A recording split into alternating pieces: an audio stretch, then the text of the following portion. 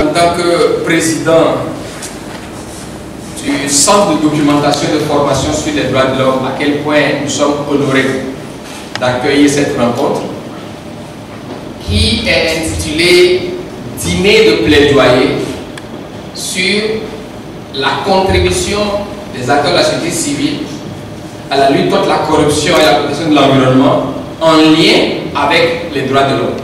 Des acteurs d'institutions de la République, d'institutions internationales, missions diplomatiques et organisations de société civile à tour de rôle contribuaient à travers leurs propos à poser les jalons pour l'éradication de la corruption au Togo.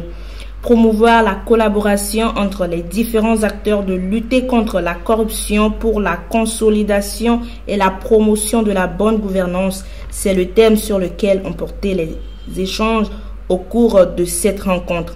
La corruption constitue de nos jours une véritable gangrène pour le développement de la société. Au Togo, je crois que les pouvoirs publics ont pris la mesure des choses.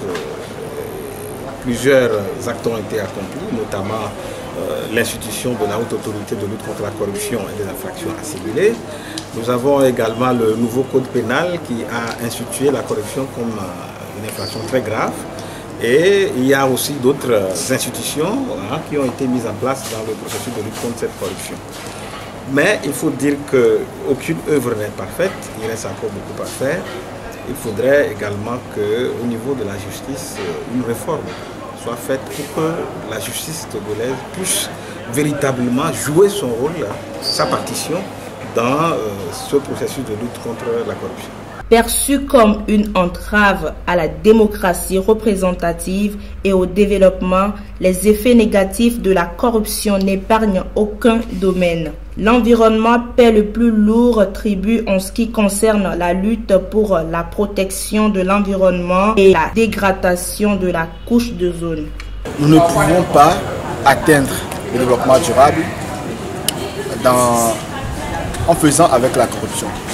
Ça va être compliqué parce qu'on aurait pensé qu'on est en train d'avancer et une fois qu'il y aura la corruption, on tombe dans un trou et le temps de remonter la pente jusqu'à se remettre dans la bonne ligne, ça aurait pris encore beaucoup de temps. Et vous savez, quand il s'agit du développement durable, c'est une question de génération future, mais aussi de la génération présente parce qu'il faut pouvoir satisfaire les besoins de la génération actuelle pour se projeter dans le futur. Et quand il y a la corruption, notamment au niveau des organisations de jeunes, c'est compliqué parce que déjà on est dans une configuration de la société civile au niveau du Togo qui n'est pas vraiment assainie parce qu'il y a beaucoup le cadre de collaboration entre la société civile et puis l'État n'est pas vraiment très bon. Et puis quand on a des organisations de jeunes qui émergent, leur champ de lutte, c'est vraiment comment s'autonomiser, c'est parvenir à s'autonomiser. Alors que dans cette lutte pour s'autonomiser, il n'y a pas vraiment de valeur, il n'y a pas vraiment d'attachement à la vision, il n'y a pas vraiment d'ancrage à l'engagement citoyen. Et donc, par moment, quand il y a un petit entrée de fonds, on va constater tout de suite qu'il y aura soit des membres qui seront mis à la porte ou des enjambements par ici, par là. Il y aura des incompréhensions parce que dans un contexte donné, tous les dirigeants ou toutes les personnes impliquées dans la gestion directe plutôt de cette organisation-là sont en quête de mobilisation de ressources. Et quand il n'y a pas de pragmatisme dans la gestion durable de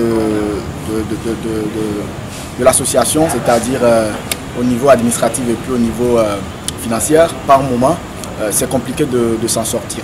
Si tous les secteurs sont entremêlés, les domaines des droits de l'homme aussi n'échappent pas aux sanctions infligées par la corruption. Violations et abus sont les fruits de ce fléau en matière des droits de l'homme.